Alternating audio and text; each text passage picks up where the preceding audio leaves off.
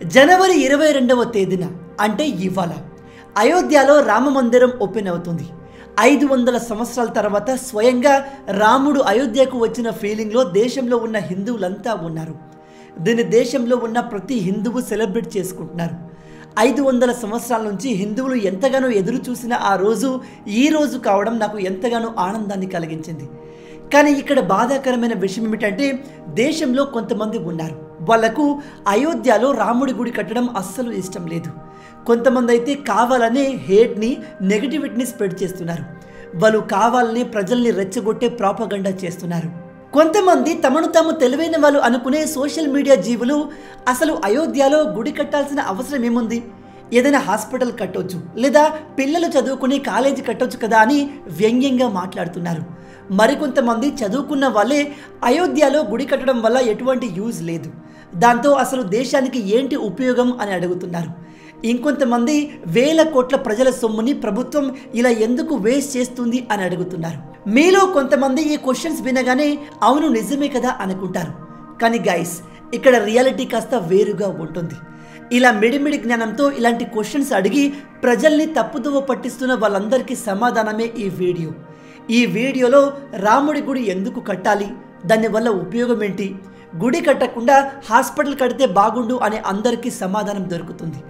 Next time ఎవరైనా మీకు ఇలాంటి క్వశ్చన్స్ వేస్తే వాళ్ళతో ఈ వీడియోను షేర్ చేయండి. ఈ విషయాలు తెలిసాక వాళ్ళు నోరు మూసుకోక తప్పదు. కానీ ఎప్పటిలాగే వీడియోలోకి వెళ్లే ముందు మీ అందరికీ ఒక చిన్న ప్రశ్న. ఇది చాలా ఈజీ ప్రశ్న, కానీ దీనికి సమాధానం కొంతమందికి తెలియదు అని నా అభిప్రాయం. అయోధ్యలో రాముడి గుడి కట్టిన విషయం మీ అందరికీ తెలిసింది. అయితే ఈ అయోధ్య ఏ రాష్ట్రంలో ఉంది? Number 1 Rajasthan, number 2 Himachal Pradesh, number 3 Uttar Pradesh, number 4 Bihar. మీ ఆన్సర్ని కింద కామెంట్లో చెప్పండి. చూద్దాం మీలో ఎంతమంది కరెక్ట్గా ఆన్సర్ చెప్తారు అనేది. దీనికి రైట్ ఆన్సర్ నేను వీడియో ఎండ్లో చెప్తాను. కాబట్టి వీడియోని ఏమాత్రం స్కిప్ చేయకుండా పూర్తిగా చూసి అన్ని విషయాలు తెలుసుకోండి.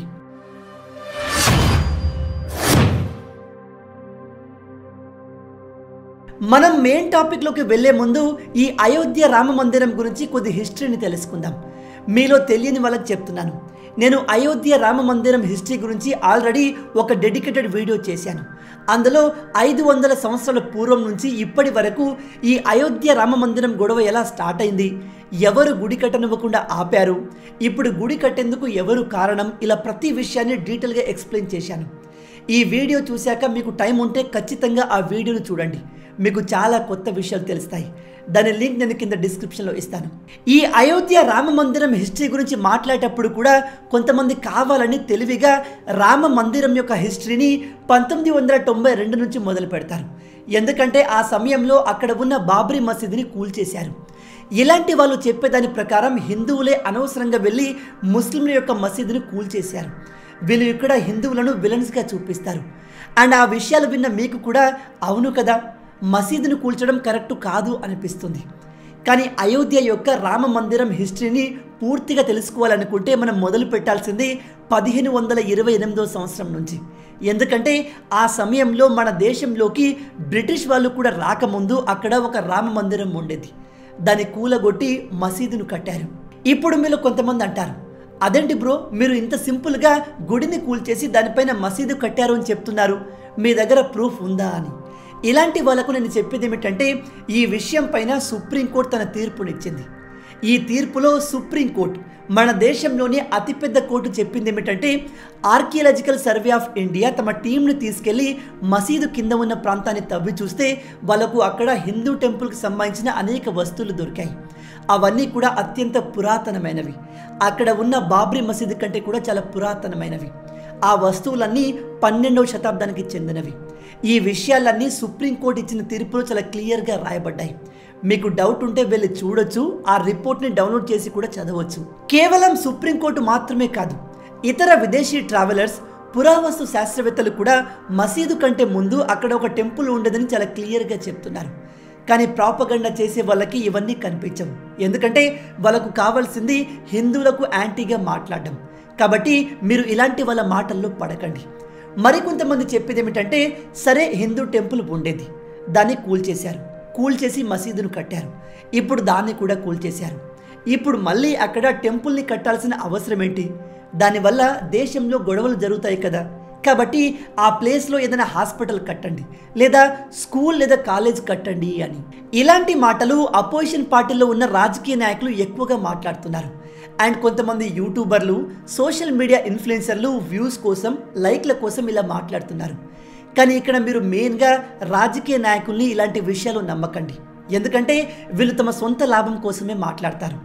ఉదాహరణకి ఈ క్లిప్ని చూడండి. అగర్ జవహర్లాల్ నెహ్రూ జీ BHEL की जगह एक मंदिर बना देते क्या इस देश की प्रगति हो सकती थी? ఇక్కడ కేజ్రీవాల్ ఓపెన్ గా అయోధ్యలో టెంపుల్ కట్టడాన్ని క్రిటిసైజ్ చేయడం మీరు చూశారు.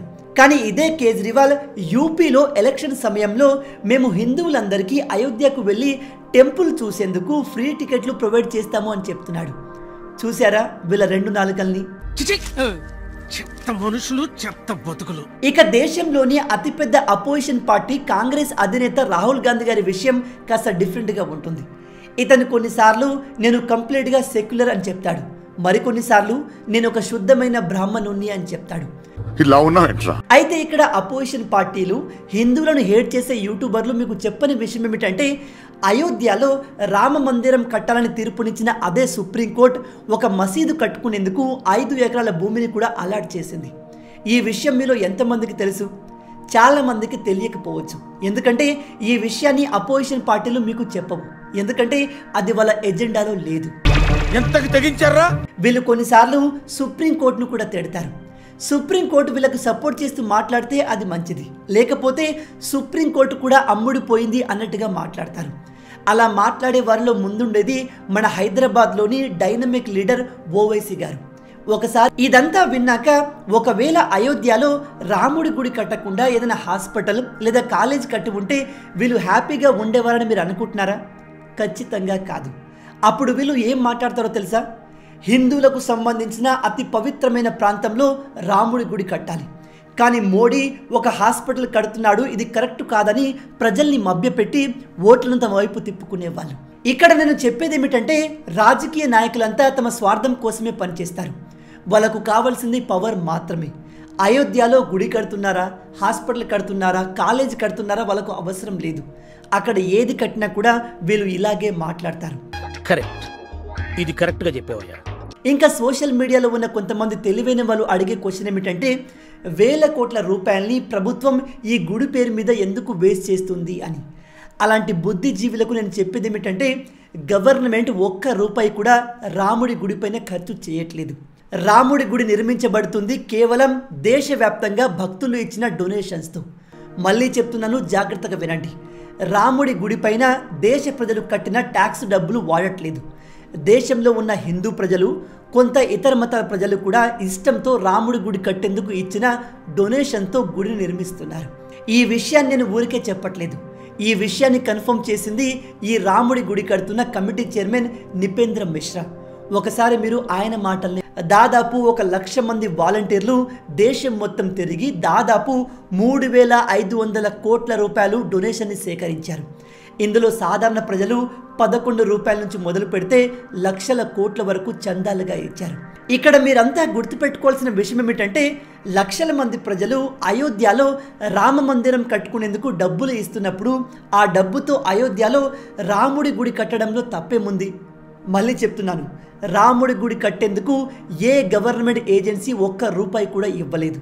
కాబట్టి రామ మందిరం కట్టడంలో ఎటువంటి గవర్నమెంట్ సొమ్ము వేస్ట్ కావట్లేదు. ఇక హాస్పిటల్, స్కూల్, కాలేజ్ కట్టమని ఏడ్చే వాళ్ళకు నేను చెప్పేది ఏమిటంటే, వాటిని ఆల్రెడీ గవర్నమెంట్ కడుతుంది. ఆ పని ఆల్రెడీ నడుస్తుంది.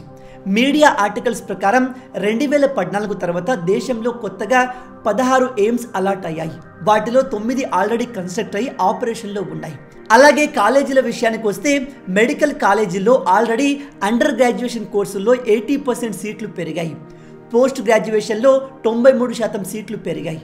అంతేకాదు, ప్రపంచంలోనే అతిపెద్ద ఇన్ఫ్రాస్ట్రక్చర్ ప్రాజెక్టులు ఈ రోజున మన దేశంలో జరుగుతున్నాయి. ఇక ఈ టెంపుల్ని కట్టడం వల్ల దేశ ఎకానమీకి ఎటువంటి ఉపయోగం ఉండబోతుంది అనే విషయం పైన నేను ఒక డెడికేటెడ్ వీడియో ప్లాన్ చేస్తున్నాను. అందులో మీకు డీటెయిల్గా ఎక్స్ప్లెయిన్ చేస్తాను. బట్ మీరు అప్పటి వరకు కొన్ని విషయాలు తెలుసుకోవచ్చు. సాధారణంగా ఒక ఏరియాలో రోడ్డు పడితేనే చుట్టుపక్కల భూముల రేట్లు పెరుగుతాయి. అలాంటిది అయోధ్యలో ఏకంగా హిందువులకు ఎంతో ఇష్టమైన రాముడి గుడి కడుతున్నారు. అక్కడ భూముల వాల్యూ ఎంతగా పెరిగి ఉంటాయో ఒకసారి ఆలోచించండి. మీడియా క్లెయిమ్స్ ప్రకారం దాదాపు 9 నుంచి 10 రెట్ల భూముల రేట్లు పెరిగాయి. అంతేకాదు ఆ ఏరియాలో కొత్తగా airport, railway station, roads, hotel, టూరిజంకి సంబంధించిన పెద్ద పెద్ద ప్రాజెక్టులు అయోధ్యలో జరుగుతున్నాయి. ఇవన్నీ ఫంక్షన్లోకి వస్తే దేశ ఎకానమీలోకి ఎంత రెవెన్యూ జనరేట్ అవుతుందో తెలుసా? నిజం చెప్పాలంటే ప్రజెంట్గా అయోధ్య చాలా వేగంగా డెవలప్ అవుతుంది. దేశంలో ఉన్న స్పెషల్ ఎకనామిక్ జోన్ల కంటే కూడా వేగంగా డెవలప్ అవుతుంది. మీరు చూస్తూ ఉండండి, రాబోయే కొన్ని సంవత్సరాల్లోనే అయోధ్య రూపురేఖలు మారిపోతాయి. ఇవన్నీ అయోధ్యలో జరగడం వల్ల ఎన్ని కొత్త ఉద్యోగాలు వస్తాయి, ఎంతమంది జీవితాలు బాగుపడతాయి, ఎన్ని కొత్త వ్యాపారాలు అక్కడ రన్ కాబోతున్నాయి, ఇవన్నీ కూడా దేశ ఎకానమీకి లాభం చేకూర్చివే కదా. గుజరాత్లో దాదాపు 3,000 కోట్లు పెట్టి స్టాచ్యూ ఆఫ్ యూనిటీ కట్టినప్పుడు అందరూ మోడీ ప్రభుత్వాన్ని డబ్బంతా వేస్ట్ చేస్తున్నారు, దానివల్ల ఎటువంటి యూజ్ లేదు, దాన్ని చూడడానికి 10 లక్షల మంది కూడా పోరు అని ట్రోల్ చేశారు. కానీ కేవలం 2023 సంవత్సరంలోనే దాదాపు 50 లక్షల కంటే ఎక్కువ మంది ఈ స్టాచ్యూని చూడడానికి వెళ్ళారు. అండ్ అయోధ్యలో గుడి కట్టకుండా హాస్పిటల్, కాలేజీ కట్టాలి అనే వాళ్ళకి నా సమాధానం ఏమిటంటే, హాస్పిటల్ కట్టేందుకు దేశంలో చాలా ప్లేసెస్ ఉన్నాయి. కానీ అయోధ్య అనేది ఒక సాధారణ ప్రాంతం కాదు. అయోధ్య అనేది హిందువులకు ఎంతో ప్రత్యేకమైంది. మన దేశ ప్రత్యేకతనే మన సంస్కృతి. అలాంటి మన సంస్కృతికి ఈ అయోధ్య చాలా ముఖ్యమైన ప్రాంతం. అలాంటి ప్లేస్లో దేశం యొక్క సంస్కృతి ఉట్టిపడేలా గుడి కట్టకుండా వేరే కన్స్ట్రక్షన్ ఎందుకు చేస్తారు? అయోధ్యలో రామ మందిరం కట్టడం అనేది మన సివిలైజేషన్ ప్రైడ్కి సంబంధించిన విషయం, మన చరిత్ర, మన పూర్వీకులకు సంబంధించిన విషయం. అలాంటి ప్లేస్లో గుడి కాకుండా వేరే కన్స్ట్రక్షన్ కట్టి మన చరిత్రను మనమే మర్చిపోవాలని ఎందుకు అనుకుంటాం? ప్రపంచంలోని ఇతర దేశాల ప్రజలు, ఇతర మతాలకు చెందిన ప్రజలు తమ పూర్వీకుల సంస్కృతిని, తమ పూర్వీకుల ఆశయాలు బతికించుకునేందుకు ఏదైనా చేసేందుకు సిద్ధపడతారు. అలాంటిది మనమెందుకు అలాంటి విషయాల్లో వెనకడాలి? ఈ విషయం మీలో కొంతమందికి లాజిక్ లేని విషయంలా అనిపించవచ్చు. కానీ మీరు క్లియర్గా ఆలోచించండి. మీ తాత ముత్తాతల ఆస్తి మీకు వచ్చే అవకాశం ఉన్నప్పుడు దాన్ని తీసుకుంటారా, వదులుకుంటారా?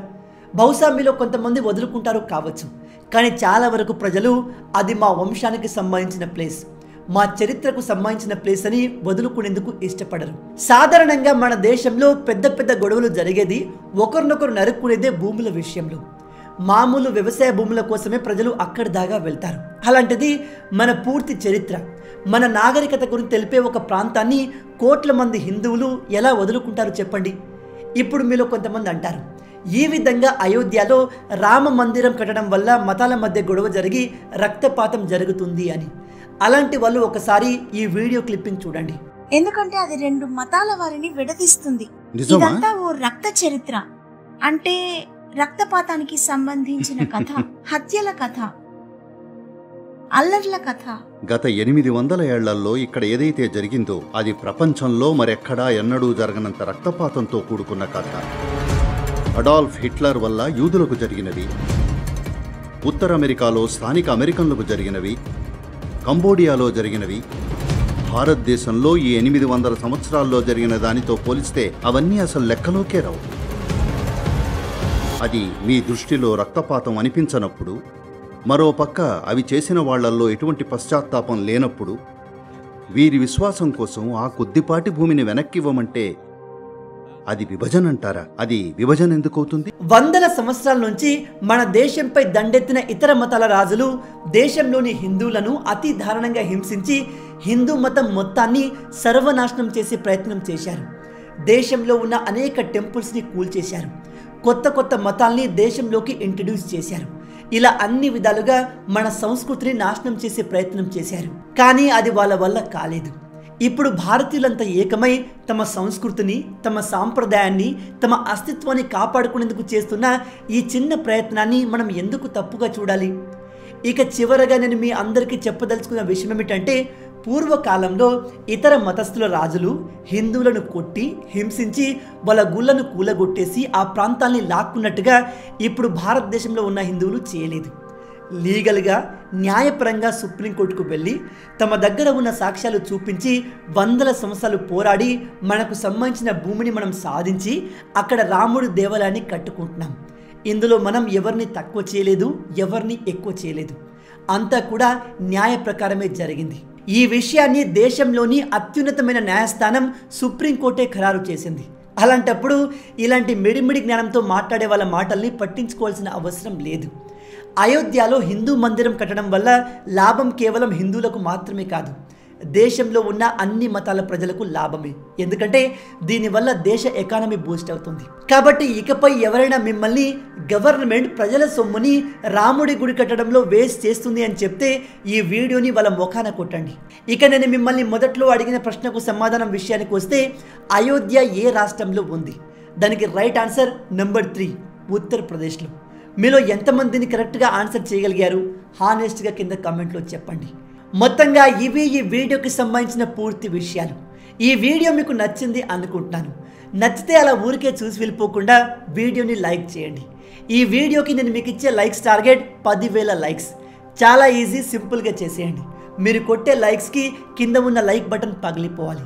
అలాగే ఇలాంటి మరిన్ని ఇంట్రెస్టింగ్ వీడియోస్ కోసం మన ఛానల్ని సబ్స్క్రైబ్ చేసి మమ్మల్ని సపోర్ట్ చేయొచ్చు కదా. ఇది మీకు కంప్లీట్లీ ఫ్రీ, కానీ మీరు చేసే ప్రతి ఒక్క లైక్ అండ్ సబ్స్క్రిప్షన్ మాకు మరిన్ని వీడియోస్ చేయడానికి ఒక మోటివేషన్లా ఉంటుంది. కాబట్టి వీడియోని లైక్ చేసి ఛానల్ని సబ్స్క్రైబ్ చేయడం మర్చిపోవద్దు. రాబోయే వీడియోలో ఇంకో ఇంట్రెస్టింగ్ టాపిక్తో మళ్ళీ కలుద్దాం. అంటిల్ దెన్, జై హింద్.